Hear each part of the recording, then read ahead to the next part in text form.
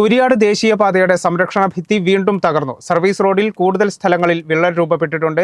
ആദ്യം തകർന്നു വീണതിന് സമീപം തന്നെയാണ് വീണ്ടും പാർശ്വഭിത്തി തകർന്നത്. കനത്ത മഴയിൽ സംരക്ഷണ ഭിത്തിയുടെ ഒരു ഭാഗം പൂർണ്ണമായും പൊളിഞ്ഞ് സർവീസ് റോഡിലേക്ക് പതിക്കുകയായിരുന്നു. ആദ്യമെത്തി വസ്ത്രങ്ങൾ കരസ്ഥമാക്കുവാൻ ഏവരെയും ക്ഷണിക്കുന്നു. വസ്ത്രമഹാത്ഭുതം, വളപ്പിൽ ടവർ, താഴെയങ്ങാടി, വേങ്ങര.